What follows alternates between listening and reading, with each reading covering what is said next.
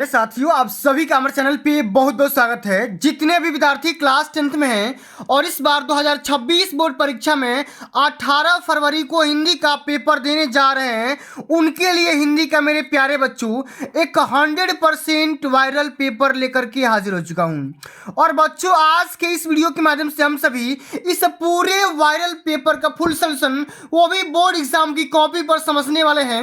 और इस वीडियो का सोल्यूशन देखने के बाद आप सभी का हिंदी वाले पेपर में प्यारे बच्चों 70 में 70 मार्क्स पक्का हो जाएगा। क्योंकि बच्चों, आज के इस वीडियो के माध्यम से मैं आप सभी को 8 से डीडी कोड वाले पेपर का सलूशन, वो भी बोर्ड एग्जाम की कॉपी पर टॉपर के द्वारा लिखी गई कॉपी के माध्यम से बताने वाला हूं, जो कि कोई नहीं बताता है।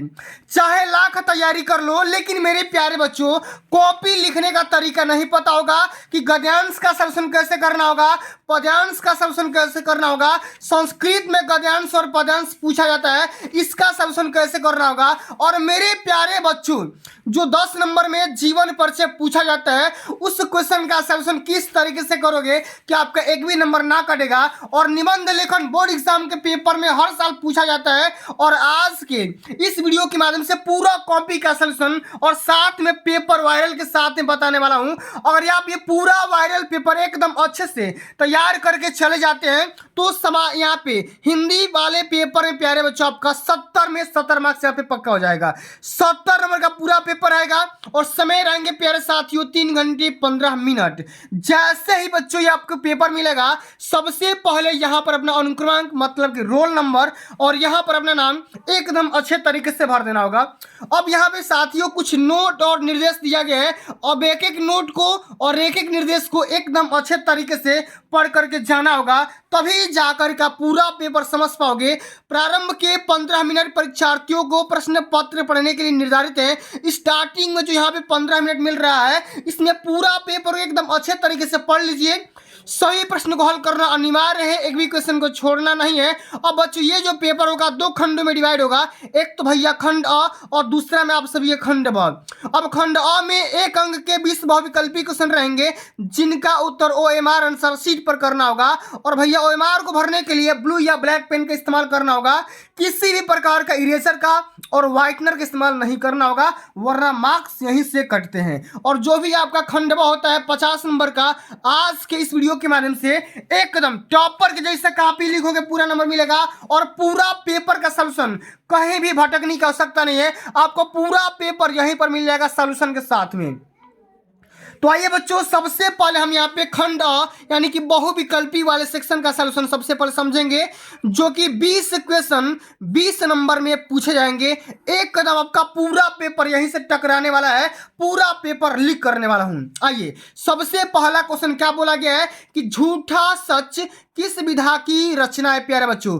मोस्ट इंपोर्टेंट क्वेश्चन है और 18 फरवरी को सुबह में ये क्वेश्चन टकराने को देखने को मिल जाएगा कि झूठा सच किस विधा की रचना है प्यारे साथियों। तो क्या बताओगे, निबंध, कहानी, उपन्यास या नाटक। तो यह है जब भैया उपन्यास विधा की रचना हो जाएगी झूठा सच। इस क्वेश्चन को एकदम अच्छे तरीके से तैयार करके चले जाएंगे, पूरा 70 में 70 मार्क्स यहां से पूरा हो जाएगा, ठीक ना। चलिए, अगला हमारा क्वेश्चन क्या बोल रहा है कि अनंत आकाश के रचनाकार हैं डॉक्टर धर्मवीर भारती, जयशंकर प्रसाद, जय प्रकाश भारती, जयशंकर प्रसाद या यशपाल। तो भैया अनंत आकाश के रचनाकार हो जाएंगे जय प्रकाश भारती, मतलब कि सेकंड वाला ऑप्शन यहाँ पे करेक्ट आंसर हो जाएगा।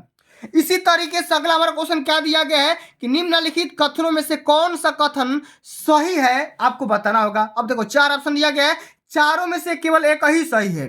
गुनाहों के देवता का रचनाकार मुंशी प्रेमचंद जी है कि नहीं है? नहीं है भाई, ये नहीं है, गलती हो जाएगा। भारतेंदु हरिश्चंद्र आलोचना साहित्य के जनक माने जाते हैं, बताओ ये क्वेश्चन सही है कि नहीं सही है? तो बिल्कुल ये भी गलत बात है।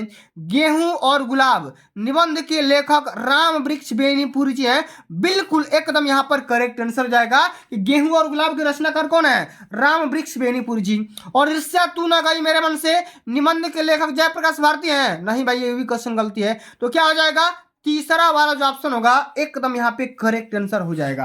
अब एक एक क्वेश्चन को भैया इसी तरीके से अगर आप अच्छे तरीके से तैयार करके चले जाएंगे तो आपका हिंदी वाले पेपर में 70 में 70 काहे नहीं आएगा, बिल्कुल आएगा मेरे प्यारे बच्चों, ठीक ना। चलिए, अगला क्वेश्चन बोल रहा है कि पंचांग दर्शन के रचनाकार कौन है? मथुरा नाथ शुक्ल, लल्लू लाल, सदल मिश्रा या इंसा अल्लाह खां? तो पंचांग दर्शन के रचनाकार प्यारे बच्चे हो जाएंगे यहाँ पर मथुरा नाथ शुक्ला जी। कौन हो जाएंगे? मथुरा नाथ शुक्ला जी हो जाएंगे। इस तरीके से आपको सारा क्वेश्चन एकदम रट्टा मार के जाना है।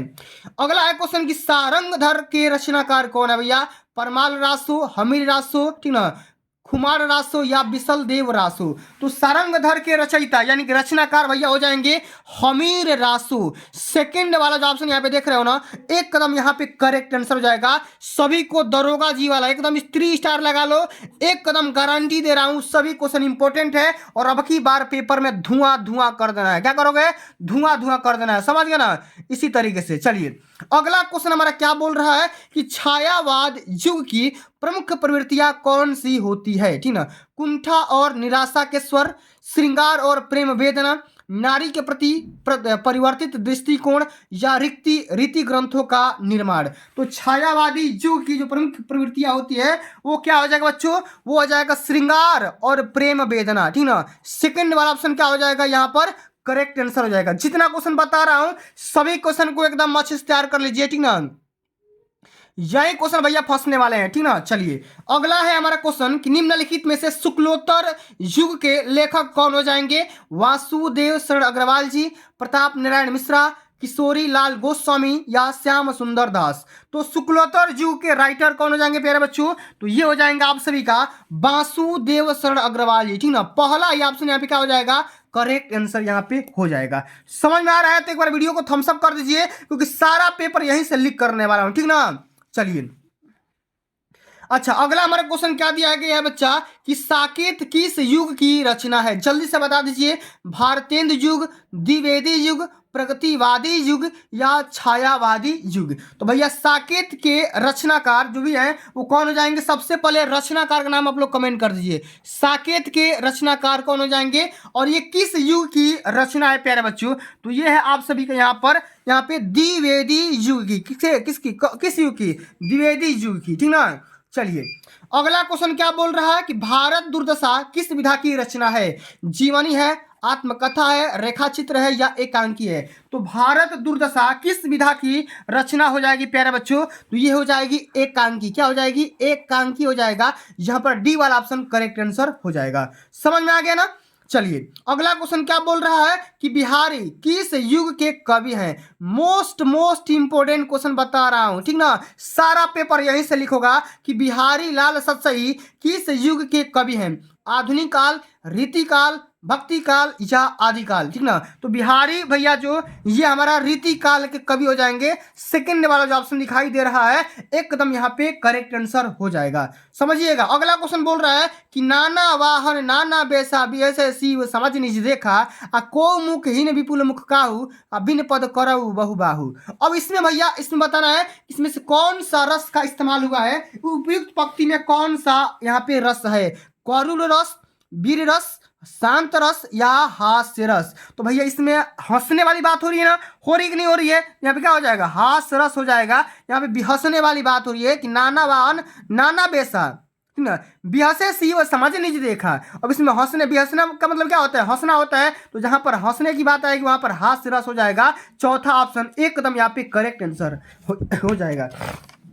चलिएगा, अगला हमारा क्वेश्चन क्या दे रखा है प्यारा बच्चा, समझिएगा कि यही कहीं पर बिखर गई वह भग्न विजय माला सी, उपयुक्त पंक्ति में कौन सा अलंकार है? उपमा अलंकार, उत्प्रेक्षा अलंकार, रूपक अलंकार या श्लेष अलंकार? तो भैया कौन सा अलंकार हो जाएगा? इसमें हो जाएगा उपमा अलंकार। कौन सा अलंकार होगा? उपमा अलंकार हो जाएगा। पहला ऑप्शन एकदम करेक्ट आंसर हो जाएगा। समझ में आ गया ना? चलिए, अगला क्वेश्चन बोल रहा है प्यारे बच्चों कि रोला किस प्रकार का छंद है? विषम मात्रिक, अर्धसम मात्रिक, सम मात्रिक या इनमें से कोई नहीं? तो रोला ही पूछता है और साथ में प्यारे बच्चों सोरठा भी पूछ देता है, ठीक ना। रोला और सोरठा दोनों गारंटी लिख लो, 100% गारंटी है आपके पेपर में, चाहे कोई भी जिला हो, उस जिला के सातों कोड में ये क्वेश्चन गारंटी दे रहा हूं कि आएगा ही आएगा। कि तो रोला किस प्रकार का छंद हो जाएगा प्यारे बच्चों?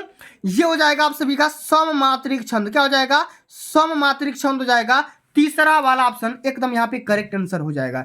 इसी तरीके से अगला क्वेश्चन है कि निर्जन शब्द में किस उपसर्ग का यहाँ पे प्रयोग किया गया है, नी का, निर का, नी का या निर का। तो क्या हो जाएगा भैया, ये वाला निर आएगा, डी नंबर ऑप्शन यहाँ पे क्या हो जाएगा, करेक्ट आंसर हो जाएगा। ये आएगा नी और आधा र होगा इस वाला हलंत वाला, ठीक ना, और साथ में प्लस यहाँ पे जन करेंगे तो क्या हो जाएगा, हमारा निर्जन आ जाएगा। तो मूल शब्द के पहले जो शब्द लगा होता है उसी को तो उपसर्ग बोलते हैं। समझ में आ गया ना। चलिए अगला क्वेश्चन क्या दे रखा है कि धनुष का पर्यायवाची शब्द क्या होगा, अश्नि, कुलिस, कोदंड या पवि। तो भैया क्या हो जाएगा, जल्दी से कमेंट करके बता दीजिए। तो यहाँ पे धनुष का जो पर्यायवाची होगा वो हो जाएगा भैया कोदंड। क्या हो जाएगा, कोदंड। यहाँ पे तीसरा वाला ऑप्शन एकदम गारंटी के साथ सही हो जाएगा, ठीक ना। अगला एक क्वेश्चन प्यारे बच्चों कि भलाई शब्द में कौन सा प्रत्यय है, ई, आई, आई या आई। अब देखो कौन सा आई है, देखो बहुत ही भरमाने वाला एकदम यहाँ पे ऑप्शन दिया जा चुका है, लेकिन आपको भ्रमित नहीं होना है मेरे प्यारे बच्चों। भलाई, अब इसमें भी क्या है, कैपिटल आई है ना, कैपिटल क्या है, आई है। इसमें भी क्या हो जाएगा, ई जो होगा कैपिटल हो जाएगा, मतलब कि बड़ी ई हो जाएगा। डी वाला ऑप्शन एकदम करेक्ट आंसर यहाँ पे हो जाएगा। समझ में आ रहा है ना। चलिए अगला क्वेश्चन क्या दे रखा है, जरा ध्यान से समझिएगा कि षड दर्शन में कौन सा समास होगा, तत्पुरुष समास, कर्मधारय समास, द्विगु समास या द्वंद्व समास। तो भैया षड दर्शन माने कि 6 दर्शन की बात यहाँ पे हो रहा है। तो अगर किसी भी मूल शब्द के पहले संख्यावाचक शब्द आ गया तो वहां पर कौन सा समास होगा, वहां पर भैया द्विगु समास होगा। तीसरा वाला ऑप्शन एकदम गारंटी से छक्का मार दीजिए, एकदम 95% अब की बार नंबर लेकर के आओगे और तुम ही लेकर के आओगे, मुझे पूरा भरोसा है मेरे प्यारे बच्चों। समझ में आ गया ना। चलिए अगला क्वेश्चन क्या दे रखा है कि मति भी शब्द का विभक्ति एवं वचन बताना है। तो मति शब्द से लिया गया है, मति वाला मूल शब्द से लिया गया है, ठीक ना, मति वाला धातु रूप से लिया गया है। अब इसमें क्या बोल रहा है कि मति भी ये जो शब्द आया है, अब इसमें कौन सा विभक्ति होगा और कौन सा वचन होगा आपको बताना होगा। तो इसमें हो जाएगा भैया तृतीया विभक्ति और यहाँ पे हो जाएगा बहुवचन, मतलब कि तीसरा ऑप्शन यहाँ पे करेक्ट आंसर हो जाएगा। इसी तरीके से अगला क्वेश्चन संधि विच्छेद से पूछा गया है कि हर्यत्र शब्द का सही प्रकार से संधि विच्छेद क्या होगा। तो क्या हो जाएगा, हरि प्लस में क्या हो जाएगा मेरे प्यारे बच्चों, अत्र हो जाएगा। क्या हो जाएगा, हरि प्लस अत्र हो जाएगा, हर्यत्र हो जाएगा। अब देखो यहाँ पे तीसरा वाला ऑप्शन में दिया गया ना, एक कदम करेक्ट से छक्का मार दीजिए, गारंटी है कि आपका यहाँ पे 95% मार्क्स यहाँ पे अब की बार हर बच्चा लेकर के आएगा। समझ गया ना। इसी प्रकार से पूरा पेपर देखिए, अभी खंड अ नहीं, अभी खंड ब का भी सॉल्यूशन बताऊंगा। एकदम कॉपी पे किस तरीके से करना है देख रहे हो ना, एकदम टॉपर के जैसा कॉपी लिखोगे, टॉपर के जैसा नंबर भी मिलेंगे मेरे प्यारे बच्चों, ठीक ना। तो सॉल्यूशन के लिए कहीं भी भटकने की आवश्यकता नहीं है मेरे प्यारे साथियों। अगला है क्वेश्चन की पठित धातु का पुरुष और वचन बताना है। तो पठ धातु से लिया गया है। अब इसमें ये जो मूल शब्द आया है पठित, और इसमें कौन सा पुरुष है और कौन सा वचन है आपको बताना होगा। ये हो जाएगा मध्यम पुरुष और बहुवचन। क्या हो जाएगा, मध्यम पुरुष होगा और साथ में बहुवचन हो जाएगा। सेकंड वाला ऑप्शन क्या हो जाएगा, एकदम यहाँ पे करेक्ट आंसर हो जाएगा। समझ में आ गया ना। अब इसी प्रकार से प्यारे साथियों जो भी आपका खंड ब बनता है ना वो 50 नंबर का बनता है, ठीक ना। खंड ब कितना नंबर का, 50 नंबर का। जिस तरीके से आप सभी ने खंड अ मतलब कि 20 बहुविकल्पी क्वेश्चन का निपटारा कर दिया, उसी तरीके से खंड ब बिल्कुल ही आसान होता है, लेकिन समझने वाली बात होती है मेरे प्यारे बच्चों। एकदम बिल्कुल एकदम बेसिक से समझ जाओगे, कहीं से कोई दिक्कत नहीं आएगा मेरे प्यारे बच्चों, समझिएगा। सबसे पहले बात करेंगे यहाँ पर 21 नंबर क्वेश्चन की तरफ। तो निम्नलिखित गद्यांश पर आधारित 3 प्रश्नों के उत्तर दीजिए। अब ये क्वेश्चन 6 नंबर में आएगा। अब मेरे प्यारे बच्चों समझो, इसमें 2 क्वेश्चन रहेंगे, एक तो क रहेगा एक तो ख रहेगा। अब दोनों में अथवा करके दिया जाएगा। अब या तो क को करिए नहीं तो ख को करिए। अब दोनों गद्यांश में से दोनों को नहीं करना है, किसी एक गद्यांश को करना है, दोनों में से किसी एक को। तो या तो काशी के उत्तर में ये वाला करिए और नहीं तो यह हाथ में कमल लिए बुध खड़े हैं ये करिए। दोनों में से किसी एक को करना है, दोनों को नहीं करना है। और बहुत सारे बच्चे यहीं पे गलती करते हैं, बहुत सारे बच्चे यहीं पे गलती करते हैं, तो आपको ये गलती बिल्कुल भी नहीं करना है मेरे प्यारे साथियों। तो आइए हम इस वीडियो के माध्यम से करेंगे काशी के उत्तर में धर्मचक्र, बिहार, मौर्य और गुप्त सम्राटों की कीर्ति, अखंडता, भग्न चूड़ा, तीर्थ गुल्मों से ढके हुए प्राचीर, ईंटों के ढेर में बिखरी हुई भारतीय शिल्प की विभूति ग्रीष्म की चंद्रिका में अपने आप को शीतल कर रही थी। जहां पंचवर्गीय भिक्षु गौतम का उपदेश ग्रहण करने के लिए पहले मिले थे, उसी स्तूप के भग्नावेश की मलिन छाया में एक झोपड़ी के दीपालोक में एक स्त्री पाठ कर रही थी और ये जो मंत्र कर रही थी, यही वाला मंत्र पढ़ रही थी, ठीक ना। अब मेरे प्यारे बच्चों करना क्या होगा, पहला क्वेश्चन कि उपयुक्त गद्यांश का संदर्भ लिखिए, रेखांकित अंश की व्याख्या करिए और धर्मचक्र कहाँ पे स्थित है इसे भी आपको बताना होगा। एकदम तीनों क्वेश्चन का सलूशन एकदम आराम से समझने का पूरा प्रयास करेंगे। सबसे पहले खंड ब पहला क्वेश्चन कर रहे हो यहाँ पे लिख दीजिए एकदम। खंड व वर्णनात्मक प्रश्न और प्रश्नोत्तर संख्या 20 व और यहाँ पे 21 का कौन सा कर रहे हो, कौन नंबर कर रहे हो ना, तो कौन नंबर यहाँ पे लिख देना, कौन नंबर यहाँ पे लिख देना। अब मेरे प्यारे बच्चों करना क्या था, शुरुआत का 2-3 शब्द, शुरुआत का 2-3 शब्द और अंत का 2-3 शब्द यहाँ पे लिख देना है, ताकि एग्जामिनर को समझने में कोई दिक्कत ना हो। और ये हिंट आपको जरूर लिखना है, वरना यहीं से मार्क्स कटते हैं। पहला क्वेश्चन क्या था, संदर्भ लिखने का। इसमें दो बातें लिखी जाती है, एक तो भैया पाठ का नाम और दूसरा में लेखक या कवि का नाम। तो गद्यांश होगा तो क्या बताओ, क्या लिखोगे, लेखक का नाम लिखोगे कि प्रस्तुत गद्यांश हमारी पाठ्य पुस्तक हिंदी के गद्य खंड में संकलित ममता नामक कहानी से लिया गया है या उद्धृत है। इसके लेखक श्री जयशंकर प्रसाद जी हैं। आराम से लिख दोगे, कहीं से कोई दिक्कत। तो मैंने ममता को डार्क कर दिया और श्री जयशंकर प्रसाद को मैंने डार्क कर दिया, ताकि एग्जामिनर पाठ का नाम और लेखक का नाम आराम से देख ले और फटाक से नंबर देकर के आगे बढ़ जाए। समझ में आ गया ना। अब इसी तरीके से अगला क्वेश्चन पूछा गया है कि रेखांकित अंश की व्याख्या करना होगा। तो यहां से लेकर के और यहां तक वो क्या करना होगा, अर्थ लिखना होगा अपने भाषा में। जो भी आपको समझ में आ रहा है ना पैसेज पढ़ करके, वो यहाँ पे अपनी चीजों में अपने भाषा में लिख सकते हैं कि रेखांकित अंश की व्याख्या में इसमें लिखेंगे कि इन भवनों के शिखर टूट चुके थे, खंडहरों की दीवारों पर घास फूस और लताएं उग आई थी। ठीक ना, यहाँ आप लिखेंगे कि घास फूस और लताएं उग आई थी, टूटी फूटी ईंटों के ढेर इधर उधर बिखरे पड़े थे और इन ईंटों में बिखरी पड़ी थी भव्य भारतीय शिल्पकला। आगे लिखेंगे कि ग्रीष्म ऋतु की शीतल चांदनी में यह उत्कृष्ट शिल्पकला अब अपने आप को शीतल कर रही थी, मतलब कि ठंडा कर रही थी। इस तरीके से कर देंगे, कहीं से कोई दिक्कत नहीं दिक्कत। चलिए अब अगला क्वेश्चन ये पूछा गया था कि धर्म चक्र कहां पर स्थित था। तो लिख देंगे कि धर्म चक्र मौर्य और गुप्त सम्राटों की कीर्ति के अवशेष रूप में काशी के उत्तर में सारनाथ नामक स्थान पर स्थित था। इस तरीके से कर दोगे, नहीं कर दोगे, कर दोगे ना, मुझे पूरा भरोसा आप लोग करके आओगे और फोड़ करके आओगे पूरा पेपर को। ठीक ना। अब चलिए, अब इसी तरीके से जिस प्रकार से हिंदी में गद्यांश पूछा है ना, उसी तरीके से हिंदी में पद्यांश भी पूछेगा। ठीक ना, और उसका भी क्या करना होगा, उसका भी हिंदी में अनुवाद करना होगा, साथ में उसका अर्थ लिखना होगा और यहाँ पे संदर्भ सहित लिखना होगा। चलिए तो यहाँ पे देखो, दो यहाँ पे पद्यांश दिया जाएगा, एक तो ये वाला रहेगा क वाला रहेगा और यहाँ पर देख लीजिए एक ये वाला रहेगा ख वाला। अब दोनों में से किसी एक यहाँ पे पद्यांश को सोल्यूशन करना होगा। तो हम यहाँ पे कर दे रहे हैं कि धूरी भरे अति शोभित श्यामजू तैसी बनी श्री सुंदर चोटी, अखेलत खात फिरे अंगना, पग पैजनी बाजत पीर कचोटी, वाह छवि को रसखानी बिलोकत भारत काम कला निच कोटी, काम के भाग बड़े सजनी हरि हाथ सो ले गए माखन रोटी। अब इसमें क्या करना होगा प्यारे साथियों, इसमें आपको संदर्भ बताना है, फिर व्याख्या लिखना है और उपयुक्त पद्यांश में किसे भाग्यशाली बताया गया है इसके बारे में भी आपको सोल्यूशन करना होगा। एक कदम आराम से करेंगे। मैंने क्या बताया, किसी भी गद्यांश या पद्यांश का जब सोल्यूशन कर रहे हो ना, तो शुरुआत में लिख दो प्रश्नोत्तर संख्या 22 जितना नंबर का है और शुरुआत का 2-3 शब्द और अंत का यहाँ पे 2-3 शब्द लगा दीजिए और पक्का यहाँ पे पहला क्वेश्चन में संदर्भ लिख लीजिए। पहला में पाठ का नाम और दूसरा में कवि का नाम। कि प्रस्तुत पद्य हमारी पाठ्य पुस्तक रसखान कवि द्वारा रचित सुजान रसखान से हमारी पाठ्य पुस्तक हिंदी के काव्यखंड में संकलित सवैये नामक शीर्षक से अवतरित है या लिया गया है। तो पाठ का नाम हो जाएगा सवैया और रचनाकार जो भी कवि है उसका नाम क्या हो जाएगा, रसखान जी हो जाएगा। तो ये भी तरीका है, अगर ये भी तरीका मन करके वो लिख दिए, नहीं तो पाठ का नाम और यहाँ पे कवि का नाम लिख देंगे, तब पर भी आपका काम हो जाएगा, कहीं से कोई दिक्कत नहीं होगा। समझ आ गया ना।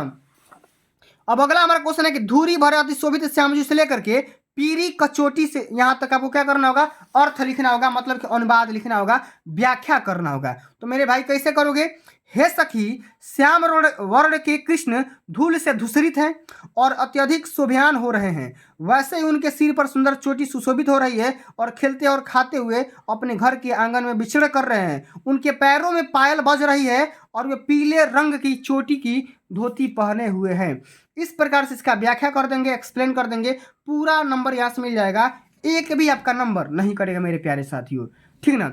अब इसी तरीके से एक और यहाँ पे क्वेश्चन पूछा गया है कि उपयुक्त पद्यांश में किसे भाग्यशाली बताया गया है। तो उपयुक्त पद्यांश में कौवे को भाग्यशाली बताया गया है, क्योंकि भैया कौवा ना भगवान श्री कृष्ण के हाथों से माखन रोटी लेकर के भागा था, छीन करके लेकर के भाग गया था। समझ आ गया ना। इस प्रकार से सारा क्वेश्चन निपटा देंगे, कहीं से कोई दिक्कत नहीं दिक्कत। चलिए अब अगला जो हमारा क्वेश्चन आता है ना प्यारे बच्चों, जिस तरीके से हिंदी में गद्यांश और पद्यांश रहता है एक कदम उसी तरीके से डिटो आपके संस्कृत गद्यांश और संस्कृत में पद्यांश पूछा जाएगा, जिसका संदर्भ सहित हिंदी में अनुवाद करना होगा। क्या करना होगा, संदर्भ सहित हिंदी में अनुवाद करना होगा, मतलब कि इसका अर्थ लिखना होगा। ठीक ना। अब ये क्वेश्चन प्यारे बच्चों 5 नंबर का पूछा जाता है। अब कैसे करेंगे जरा ध्यान दीजिएगा। हम यहाँ पे करेंगे ये वाला नहीं करेंगे, हम यहाँ पे करेंगे ये वाला, क्योंकि ये वाला क्वेश्चन कई बार बता चुके हैं, ठीक ना। और सबसे ज़्यादा इंपॉर्टेंट यही लग रहा है जो कि पेपर में आ सकता है कि भारतीय संस्कृति तू सर्वेसाम मतावलंबिनाम संगम असली, ठीक ना, काले काले विविधा विविधा विचारा भारतीय संस्कृति समाहिता। अब एक एक चीज को आराम से पढ़ लीजिए और पढ़ करके इसका सॉल्यूशन करना होगा। सबसे पहला क्वेश्चन क्या पूछा गया है, संदर्भ लिखिए। क्या लिखिए यहाँ पर, संदर्भ। तो शुरुआत का 2-3 शब्द और अंत का 2-3 शब्द लिख देंगे हिंट में। संदर्भ में मैंने क्या बताया कि प्रस्तुत गद्यांश हमारी पाठ पुस्तक हिंदी के संस्कृत खंड में संकलित भारतीय संस्कृति नामक पाठ से लिया गया है। इस प्रकार से कर देंगे, कहीं से कोई दिक्कत नहीं दिक्कत। चलिए अब मेरे प्यारे बच्चों आपको एक एक लाइन का यहाँ पे क्या करना होगा, अर्थ लिखना होगा। जितना बात बोला गया ना उसी चीज का आपको यहाँ पे एकदम यहाँ पे अनुवाद करना होगा, ठीक ना। तो अनुवाद में यहाँ पे लिख देंगे कि भारतीय संस्कृति तो सभी मतों के मानने वालों का मिलन स्थल है। समय समय पर अनेक प्रकार के विचार भारतीय संस्कृति में मिल गए। यह संस्कृति मिली जुली संस्कृति है, ठीक है, जिसके पास विकास में अनेक जातियों, संप्रदायों और विश्वासों का योगदान दिखाई पड़ता है। हम सभी एक भारतीय संस्कृति की उपासना करने वाले और एक राष्ट्र के नागरिक हैं। जैसे सब भाई आपस में मिलकर सहयोग और प्रेम भाव से परिवार की उन्नति करते हैं, उसी प्रकार से हमें भी सहयोग और मित्र भाव से राष्ट्र की उन्नति करनी चाहिए। इस तरीके से एक एक चीज के बारे में यहाँ पे लिख देंगे, ठीक ना। एक एक यहाँ पे लाइन के बारे में और लिख देंगे, तभी जा करके पूरे नंबर मिलेंगे, ठीक ना। चलिए अब अगला हमारा क्वेश्चन ये पूछा गया 24 नंबर पद्यांश वाला क्वेश्चन है। इसका भी संस्कृत में संदर्भ सहित अनुवाद करना होगा, ठीक ना। चलिए क्या करना होगा, या तो ये करिए मरणम मंगलम यत्र विभूति स विभूषणम, और नहीं तो माता गुरुतर भूमि खाद पिछुतर मन शीघ्रतरम बता चिंता बहुत तृणात। अब दोनों में से किसी एक का यहाँ पे सॉल्यूशन करना होगा मेरे प्यारे साथियों, ठीक ना। अब दोनों में से किसी एक को यहाँ पे करना होगा। तो हम कर दे रहे हैं ख वाला का सॉल्यूशन इसका। अब इसका क्या करना होगा, सबसे पहले भैया संदर्भ लिखिए। सबसे पहले क्या करना है, संदर्भ लिखना है। फिर यहाँ पे इसका व्याख्या भी करना है मेरे प्यारे बच्चों। क्या करना होगा, अनुवाद भी करना होगा, ठीक ना। इसमें लिख देंगे व्याख्या में और संदर्भ में कि प्रश्नोत्तर संख्या 24। संदर्भ में क्या लिखेंगे कि प्रस्तुत श्लोक हमारी पाठ्य पुस्तक हिंदी के संस्कृत खंड के जीवन सूत्राणी नामक पाठ से उद्धृत है या लिया गया है। इस तरीके से लिख देंगे। अनुवाद में लिखेंगे कि माता गुरुतरा भूमि, इसका मतलब कि पृथ्वी से अधिक भारी माता है, आकाश से अधिक ऊंचा पिता है और वायु से अधिक शीघ्रगामी मन है, और तीर्ण मतलब कि होता है प्यास, प्यास से अधिक दुर्बल बनाने वाली चिंता है, ठीक ना। इस प्रकार से लिख देंगे, पूरा नंबर यहाँ से मिल जाएगा, कहीं से कोई दिक्कत नहीं आएगा। समझ गए ना। अब मेरे प्यारे बच्चों अगला जो हमारा ये क्वेश्चन पूछा जाता है ना, ये वाला समझिएगा। ये वाला 25 नंबर जो क्वेश्चन आएगा, एक कदम गारंटी है कि 100% यही आएगा तो यही आएगा, गारंटी। लिख लो, स्क्रीनशॉट ले लो। कह रहा है कि अपने पठित खंड काव्य के आधार पर निम्नलिखित प्रश्नों के उत्तर आपको देना होगा, ठीक ना। 3 नंबर के ये क्वेश्चन है। मुक्ति दूत, ज्योति जवाहर, मेवाड़ मुकुट, अग्रपूजा, जय सुभाष, मातृभूमि और कर्णखंड काव्य, इन सभी पे आपको चरित्र चित्र एकदम अच्छे से तैयार कर लिए होंगे।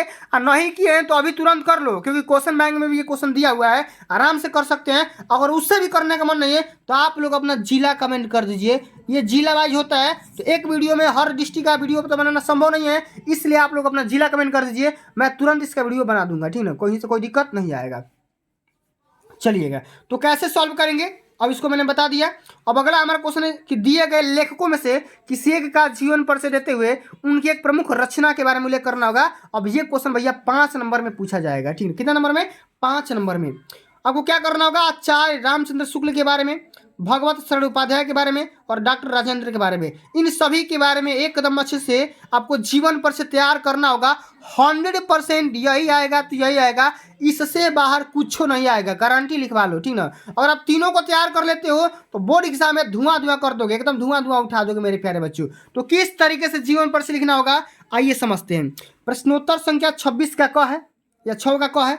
आराम से सबसे पहले डॉक्टर राजेंद्र प्रसाद का लिखने से पहले आपको यहाँ पे संक्षिप्त में जीवन परिचय लिखना होगा, ठीक ना। ये नया ट्रेंडिंग टॉपिक है, इसी तरीके से जीवन परिचय लिखना होगा। नाम लिख देंगे, जन्म कब हुआ, कहाँ पे हुआ, पिता का नाम क्या था, मृत्यु कब हुई, और रचना के बारे में यहीं से लिख देंगे एकदम गोला में घेर करके, ताकि एग्जामिनर यहीं को इसी को देखेगा और आराम आराम से टिक करके नंबर दे देगा। अब इसी चीज को ऐसा नहीं कि बस खाली इतना लिख दोगे तो नंबर मिल जाएगा, नहीं, आपको इसी चीज को बना करके यहाँ भी लिखना होगा कि डॉक्टर राजेंद्र प्रसाद का जन्म सन 1884 ईस्वी में बिहार राज्य के छपरा जिले के जीरादेई नामक ग्राम में हुआ था। इनके पिता का नाम महादेव सहाय था। इनका परिवार गांव के संपन्न और प्रतिष्ठित कृषक परिवारों में से एक था। इन्होंने कलकत्ता विश्वविद्यालय से एमए एलएलबी की परीक्षा उत्तीर्ण की। ये प्रतिभा संपन्न और मेधावी छात्र थे और परीक्षा में सदैव प्रथम स्थान लेकर के आते थे। डॉक्टर राजेंद्र प्रसाद भारत के प्रथम राष्ट्रपति के रूप में सन 1950 से लेकर के 1962 तक कार्यभार संभाला था, ठीक ना। और भारत सरकार ने इनके मान्यताओं के सम्मान स्वरूप देश की सर्वोच्च उपाधि भारत रत्न से नवाजा था। सन 1962 में इनको अलंकृत किया था, ठीक ना। अंततः इनकी मृत्यु सन 1963 ईस्वी में हो जाती है। और रचना की बात करेंगे तो रचना हो जाएंगी मेरी आत्मकथा, साहित्य, भारतीय शिक्षा और बापू के कदमों में, तमाम प्रकार की इनकी रचनाएं हो जाती है। इस प्रकार से आपको कभी भी लेखक का जीवन पर से लिखना होगा तब पर भी यही तरीका अपनाओगे। और मेरे प्यारे बच्चों, कवि का भी जीवन पर से लिखना होगा ना तो यही आपको तरीका अपनाना होगा। एक कदम गारंटी बोल रहा हूं कि टॉपर यहीं से बनेंगे, ठीक ना। पूरे यूपी का टॉपर यहीं से बनेंगे इसी चैनल से पढ़ करके। अगला हमारा क्वेश्चन क्या दे रखा है कि दिए गए कवियों में से किसी एक का जीवन पर से देते हुए उनकी एक प्रमुख रचना के बारे में भी आपको लिखना होगा। और ये भी क्वेश्चन भैया 5 नंबर में पूछा जाएगा, ठीक ना, कि महादेवी वर्मा, महाकवि सूरदास और सुमित्रा नंदन पंत। अब इस तीनों के बारे में तैयार कर लीजिए। 100% ये वायरल टॉपिक है जो कि हर साल हर पेपर में आएगा, हर सेंटर पे आएगा ये वाला टॉपिक, ठीक ना। तो चलिए किस तरीके से लिखेंगे प्यारे साथियों, आइए समझते हैं कि महादेवी वर्मा का जीवन पर से किस तरीके से लिखना होगा। तो मैंने क्या बताया, यहाँ पर संक्षिप्त पर से लिख लीजिए कि नाम क्या था, जन्म कहाँ पे हुआ, ठीक ना, कब हुआ, ठीक ना, पिता का नाम, माता का नाम, मृत्यु यहाँ पे लिख दीजिए। और रचना के बारे में भी आपको लिख दीजिए कि रचना इनकी फेमस कौन सी होती है। अब इसी को बना करके यहाँ पे लिख दीजिए कि आधुनिक मीरा के नाम से प्रसिद्ध महादेवी वर्मा का जन्म सन 1907 ईस्वी में उत्तर प्रदेश के सुप्रसिद्ध नगर फर्रुखाबाद में हुआ था। इनके पिता का नाम गोविंद प्रसाद था और माता का नाम हेमरानी देवी था। इनकी माता एक धार्मिक स्वभाव की महिला थी। इनकी प्रारंभिक शिक्षा इंदौर में तथा उच्च शिक्षा प्रयागराज में हुई थी। इनका विवाह 9 वर्ष की छोटी उम्र में रूपनारायण वर्मा के साथ हो गया था। और महादेवी वर्मा जी उत्तर प्रदेश के विधान परिषद की सदस्य भी रह चुकी है। इनकी मृत्यु, ठीक ना, लिखेंगे इनकी मृत्यु सन 1987 ईस्वी में प्रयागराज में हो गया। तो भैया इसी प्रकार से जो भी यहाँ पे चीजें इंपॉर्टेंट है उसको ब्लैक पेन से लिख देना होगा, तभी जाकर के पूरा नंबर यहाँ से मिल पाएगा। समझ गया ना। रचना के बारे में बात करेंगे तो यामा, दीपशिखा, निहार, स्मृति के रेखाएं, तमाम प्रकार की इनकी रचनाएं हैं मेरे प्यारे साथियों। समझ में आ गया ना। चलिए अब इसी तरीके से अगला हमारा क्वेश्चन क्या दिया है, ये वाला एक श्लोक लिखना होगा। क्या करना होगा, एक श्लोक लिखना होगा। श्लोक कोई भी लिख दीजिए। सर्वे भवन्तु सुखिनः सर्वे सन्तु निरामया सर्वे भद्राणि पश्यन्तु माँ कश्चित् दुःख भाग् भवेत्। इस प्रकार का कोई भी यहाँ पे एक पद्यांश या श्लोक लिख देंगे, यहाँ से 2 नंबर मिल जाएगा। अब इसी तरीके से अगला क्वेश्चन पूछा गया है कि निम्नलिखित में से किन्हीं 2 प्रश्नों का उत्तर संस्कृत में देना होगा कि दारा सिकोह वाराणसी अगत्य किम करोत् गीतया क संदेश या न्यायाधीशस्य पीठे क आसीत या मर्षिता मित्रम किम अस्ति। अब 4 को दिया है और चारों में से क्या करना है, केवल 2 का यहाँ पे आंसरिंग करना होगा कि निष्काम कर्म करणम एवं गीतया संदेश अस्ति। गीता का क्या संदेश है कि भैया निष्काम तरीके से आप क्या करिए, कर्म करते रहिए, ठीक ना। और गीता का यही संदेश है। अगला हमारा क्वेश्चन कि मर्षिता मित्रम किम अस्ति, तो मर्षिता मित्रम दानम अस्ति। इस प्रकार से लिख देंगे, पूरा नंबर यहाँ से मिल जाएगा, ठीक ना। अब चलिए अगला जो हमारा टॉपिक है और सबसे अंतिम नंबर टॉपिक प्यारे साथियों, ये वाला जो टॉपिक होता है निबंध लेखन। बोर्ड एग्जाम के पेपर में हर साल 9 नंबर में पूछा जाता है। इस बार भी 9 नंबर में पूछा जाएगा कि आतंकवाद की समस्या और समाधान, बेरोजगारी की समस्या और समाधान, प्रदूषण की समस्या और समाधान, और छात्र और अनुशासन। अब इस चारों टॉपिक को एकदम तैयार कर लीजिए। 100% ये वायरल छपने वाले टॉपिक है मेरे प्यारे बच्चों, ठीक ना। ये छपने वाले टॉपिक होते हैं, तो सबको एकदम अच्छे तरीके से तैयार कर लीजिए, एकदम धुआं कर देंगे, ठीक ना इस बार। तो चलिए बच्चों समझते हैं कि छात्र और अनुशासन के ऊपर किस तरीके से आपको निबंध लेखन अब की बार करके आना होगा कि आपका एक भी नंबर ना कटेगा और पूरा नंबर मिलेगा। तो मैंने क्या बताया कि प्रश्नोत्तर संख्या 20 यहाँ पे 9 या 9 जो भी यहाँ पे दिया गया है आराम से लगा देंगे। हेडिंग लगा देंगे छात्र और अनुशासन, प्रस्तावना सबसे पहला हेडिंग लिखेंगे और अंतिम हेडिंग का मैंने क्या नाम बताया था, उपसंहार, ठीक ना। तो ये दो ऐसे टॉपिक होते हैं जो कि हमेशा आपको याद रखना है। प्रस्तावना में लिखेंगे कि विद्यार्थी देश के भविष्य है, देश के प्रत्येक प्रकार का विकास विद्यार्थियों पर ही निर्भर करता है, विद्यार्थी जाति समाज और देश का निर्माता होता है, और विद्यार्थी अनुशासन जीवन का प्रमुख अंग होता है, और विद्यार्थी जीवन का आधारशिला है। विद्यार्थी को अनुशासित होना चाहिए, और इससे शिक्षा जगत ही नहीं अपितु सारा समाज प्रभावित होता है। इस प्रकार से लिख देंगे, कहीं से कोई दिक्कत नहीं, दिक्कत, ठीक ना। चलिए इसी में अगला हम हेडिंग लगाएंगे कि विद्यार्थी और विद्या। इसमें लिखेंगे कि विद्यार्थी का अर्थ होता है कि विद्या का अर्थी अथवा विद्या प्राप्त करने की कामना करने वाला। विद्या लौकिक या सांसारिक जीवन की सफलता का मूल आधार होता है, जो गुरु की कृपा से प्राप्त होता है। आराम से लिख देंगे। अगला यहाँ पे हेडिंग लिखेंगे कि अनुशासन का हमारे जीवन में क्या महत्व होता है। लिखेंगे इसमें कि अनुशासन का अर्थ है कि बड़ों की आज्ञा मानना। अनुशासन का अर्थ वह मर्यादा होता है जिनका पालन ही विद्या प्राप्त करने और उनका उपयोग करने के लिए अनिवार्य होता है, ठीक ना। आगे लिखेंगे कि सभी विद्यार्थियों को अनुशासित होना चाहिए तथा गुरु बड़ों की बातों को रिस्पेक्ट करना चाहिए, मानना चाहिए। मेरे प्यारे बच्चों आराम आराम से हेडिंग लिख देंगे, पूरा नंबर मिल जाएगा। और कभी कभी क्या होता है कि विद्यार्थियों के अंतर्गत, ठीक ना, अनुशासनहीनता आ जाती है। अब इसका कौन कौन सा कारण होता है लिखेंगे कि वस्तुतः विद्यार्थियों में अनुशासनहीनता एक दिन में पैदा नहीं होती है, इसके अनेक कारण भी हो सकते हैं। कौन कौन सा कारण? पारिवारिक कारण, सामाजिक कारण और राजनीतिक कारण, इस प्रकार से कारण हो सकते हैं। इसमें लिखेंगे कि बालक की पहली पाठशाला उसका परिवार है और माता पिता के आचरण का बालक पर गहरा प्रभाव पड़ता है। इसी तरीके से सामाजिक कारण में लिख देंगे कि विद्यार्थी जब समाज में भ्रष्टाचार, घूसखोरी, चोरी, भाई भतीजावाद आदि देखता है तो वह विद्रोह कर उठता है और अध्ययन की उपेक्षा करने लगता है, उसकी बुराई करना स्टार्ट कर देता है। और तीसरा कारण सबसे इंपॉर्टेंट जो कि राजनीतिक कारण, कि छात्र अनुशासनहीनता का एक बड़ा कारण है दूषित राजनीति, ठीक ना। आज राजनीति जीवन के हर क्षेत्र में हो चुका है, हर क्षेत्र में, पढ़ाई लिखाई हर क्षेत्र में राजनीति चल रहा है, ठीक ना। और अंत में मेरे प्यारे बच्चों मैंने क्या बताया था, निवारण के उपाय या उसका उपसंहार भी लिख सकते हैं कि छात्र अनुशासनहीनता उपयुक्त कारणों को दूर करके ही हम समस्या का समाधान कर सकते हैं। और सर्वप्रथम वर्तमान शिक्षा व्यवस्था को ही सही किया जाए ताकि विद्यार्थी जीवन में सुधार हो सके, ठीक ना। इस प्रकार से आप लोग क्या कर सकते हैं, यहाँ पे निबंध लिख सकते हैं। और मेरे प्यारे बच्चों इसी प्रकार से अगर आप कॉपी लेकर के आओगे ना तो गारंटी है कि एकदम 70 में 70 यहाँ से नंबर मिल जाएगा। अब आपको करना क्या होगा कि कॉपी का यहाँ पे फ्रंट पेज कैसे भरना होगा, यहाँ पे परीक्षार्थी का अंकों में अपने एडमिट कार्ड से मैच करा कर यहाँ पे अपने अंकों में भर देना। फिर उसी को दहला के नहीं, बिल्कुल 1 2 3 4 5 जैसे दिया ना, इस तरह से उसका यहाँ पे नाम लिख देना। विषय का नाम हिंदी हो जाएगा, प्रश्न पत्र में प्रथम हो जाएगा, अंकित संकेतांक जो भी आपका कोड दिया गया है अब ये वाला कोड भर देना। परीक्षा के दिन यहाँ पे भर देना, ठीक ना। परीक्षा की तिथि कई तारीख का पड़ रहा है, कौन सा पाली है, प्रथम पाली है, ठीक ना, 18 फरवरी 2026 और प्रथम पाली। केंद्र का नाम एडमिट कार्ड में छप चुका है, वहां से एकदम मैच करा करके भर देना है। आराम आराम से भर दोगे, कहीं से कोई दिक्कत नहीं आएगा। पूरा यहाँ से एकदम कापी ऐसे ही लिखोगे, गारंटी है कि अब की बार एकदम 95% हमारे बच्चे पार करेंगे, ठीक ना। तो चलिए बच्चों मिलते हैं अगली वीडियो में। अगर ये वीडियो आप सभी को अच्छी लगी होगी, हेल्पफुल लगी होगी, तो वीडियो को एक प्यारा सा लाइक जरूर करना, जितना हो सकेगा शेयर जरूर करना, और चैनल पे पहली बार विजिट कर रहे हो तो सब्सक्राइब भी जरूर कर लेना। चलिए बच्चों मिलते हैं अगली वीडियो में, तब तक के लिए जय हिंद, जय भारत, वंदे मातरम।